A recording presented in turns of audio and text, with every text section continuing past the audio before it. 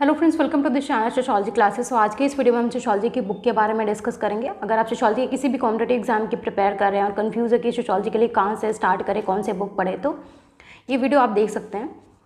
तो अगर आप सोशियोलॉजी शुरू से स्टार्ट करना चाहते हैं, तो अगर आप सोशियोलॉजी के बिगनर्स हैं, आपने BA MA में बुक पढ़ी नहीं है, तो आप 11th-12th की NCERT से स्टार्ट कर सकते हैं। आपको 4 बुक पढ़नी है 11th-12th की NCERT को आप पढ़ के वहाँ से आपके बेसिक जो है वो कंसेप्ट जो है वो क्लियर हो जाएंगे। सोशियोलॉजी क्या है, सोशियोलॉजी का डेवलपमेंट कैसे हुआ, तो ये सारी चीज़ें क्लियर होने के बाद को आपको एक स्टैंडर्ड बुक पढ़नी है, अच्छी सोशियोलॉजी की बुक।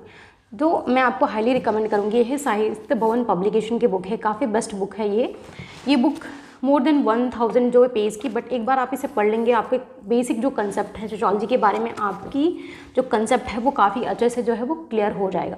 इसके बाद अगर आप नेट का एग्ज़ाम देते हैं, आप असिस्टेंट प्रोफेसर का एग्ज़ाम देते हैं, तो आपको कोई परेशानी नहीं होगी सोशियोलॉजी को समझने के लिए। तो सबसे जो बेस्ट क्रूशल पार्ट होता है आपका सोशियोलॉजी के कॉम्पिटिटिव एग्जाम प्रिपरेशन में, वो है बुक के लिए।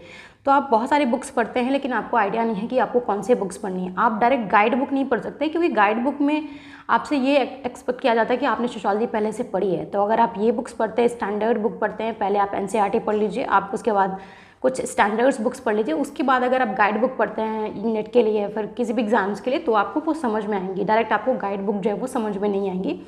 तो ये बुक जो स्टैंडर्ड बुक है सोशियोलॉजी की, ये काफ़ी बेस्ट है। इसे मैंने पढ़ी है, इसकी लैंग्वेज काफ़ी अच्छी है, हिंदी लैंग्वेज है इसकी, काफ़ी ईजी वे में आपको सोशियोलॉजी को समझाया गया है।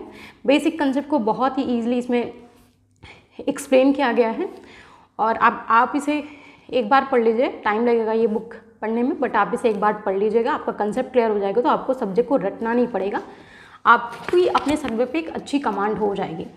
इसमें बेसिक कंसेप्ट को, रिसर्च मैथोलॉजी का जो पार्ट है वो काफ़ी अच्छे से कवर किया गया है। लेकिन आप थिंकर्स के लिए कोई और बुक, SL दोषी की बुक पढ़ सकते हैं, या फिर कोई और भी बुक प्रेफर कर सकते हैं।